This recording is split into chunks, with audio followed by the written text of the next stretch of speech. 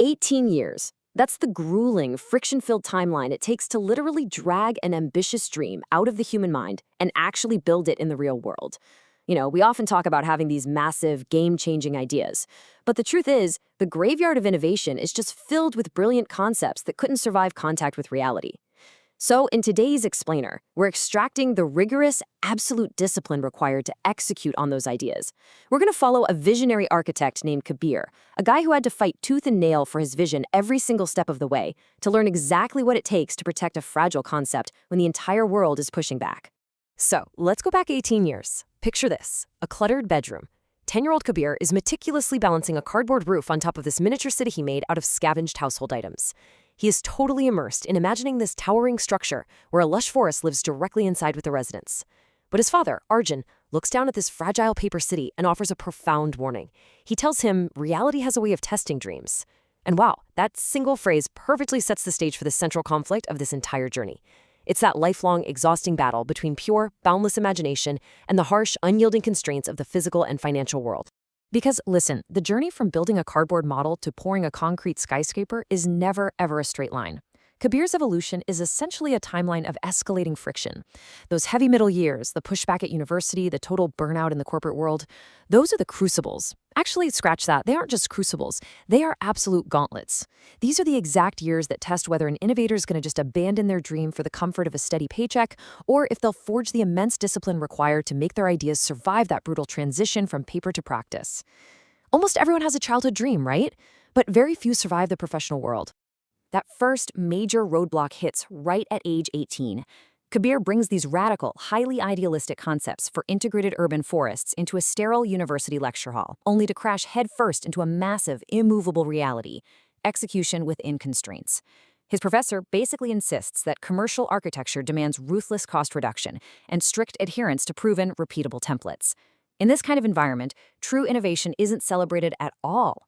It's viewed with deep suspicion, like it's some unfunded luxury. It's that classic institutional resistance so many of us face, where you're told you have to learn the traditional rules and bow to the current systems way before you're ever granted permission to rewrite them. But Kabir refuses to just fall in line and become another cog in the machine. He actually challenges his class and his professor with a fiercely provocative question. He asks, are we just building tomorrow's slums? He's forcing this glaring spotlight on the fact that merely reproducing today's standard efficiency might actually be doing a massive, irreversible disservice to our urban future. I mean, shouldn't the fundamental role of design be to force an entire industry to adapt, to elevate, and to improve? Why on earth should we dedicate our careers to endlessly stamping out what happens to be cheap and easy today if it literally ruins tomorrow? Fast forward 6 years, age 24. And now, that theoretical academic debate becomes a grueling daily reality. Picture a clinical corporate architecture firm at 2 in the morning.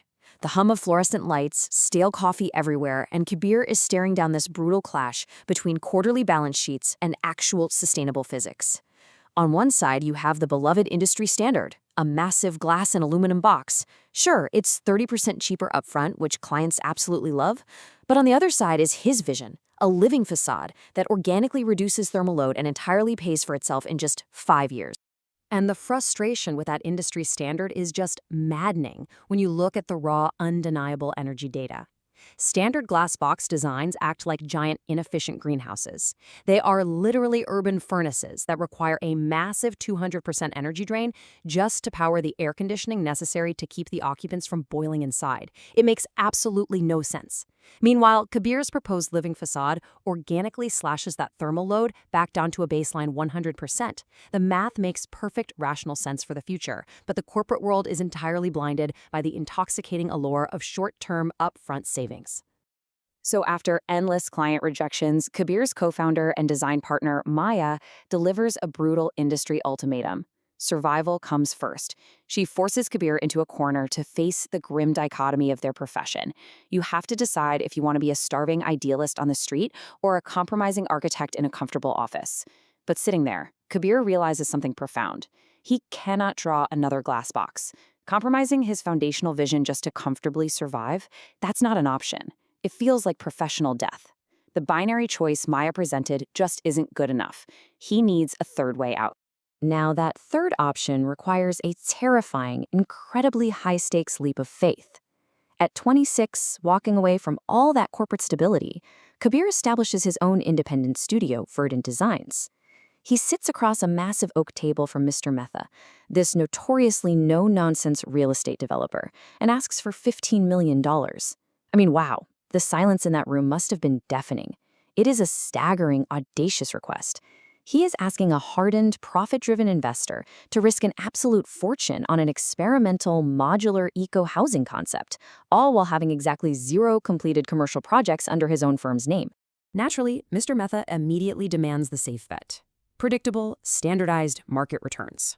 But Kabir doesn't even flinch. He counters with a reality check that completely flips the script on what risk actually looks like. Predictable returns build forgettable cities. He argues that if you build to today's mediocre standards, the property will be entirely obsolete before the first lease cycles even end, simply because impending municipal regulations will soon mandate higher efficiency. He brilliantly corners the developer by making the quote-unquote safe bet look incredibly dangerous and financially irresponsible in the long term. And here's the kicker. Kabir doesn't win the room by selling a pretty aesthetic or pleading for the environment out of goodwill. He wins it by executing an absolute masterclass in persuasion, making the dream financially undeniable. He walks the skeptical investor through this grounded, scientifically validated roadmap. First, he proves the underlying physics are rock solid. Second, he solves a massive, expensive, urban energy problem. Third, he explicitly positions the project to capitalize on those looming future regulations. And finally, he guarantees the asset will not become obsolete.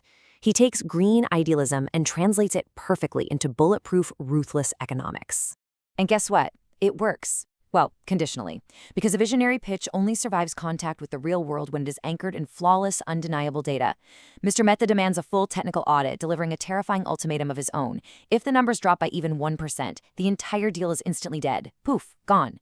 The pressure is immense. Kabir and Maya sacrifice a week of sleep, swimming in cold coffee and blueprints, poring over every single structural and financial calculation to ensure their revolutionary ideas are backed by absolute, undeniable mathematics. There is literally 0 margin for error. Fast forward 2 years, that $15 million tower is finally rising above the city skyline. But bringing a complex blueprint to life, it is not cinematic magic. It's grueling, muddy, exhausting work. It requires intense technical adaptability on the fly. I mean, they had to change core materials 4 separate times due to supply chain failures. They had to completely redesign the irrigation network mid-build to survive real-world droughts and battle strict safety boards for every single floor.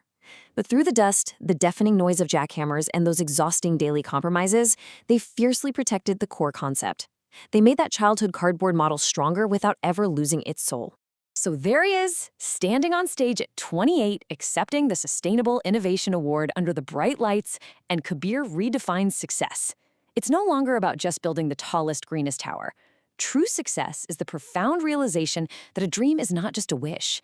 It is an incredibly heavy responsibility. It demands that you actively refine your own character, intentionally developing the ironclad discipline, the immense patience, and the relentless resilience required to become the exact kind of person capable of carrying a vision of that magnitude across the finish line. As we wrap up this explainer, I really want you to step back and honestly ask yourself about the realities of your own work. Are you compromising your vision just to comfortably fit into the world? Or are you relentlessly refining your craft until the world is forced to make room for your vision? Think about the standard, comfortable glass boxes you might be quietly accepting in your career right now, and ask yourself what friction you are truly willing to endure to build your own living facade. Until next time, keep building.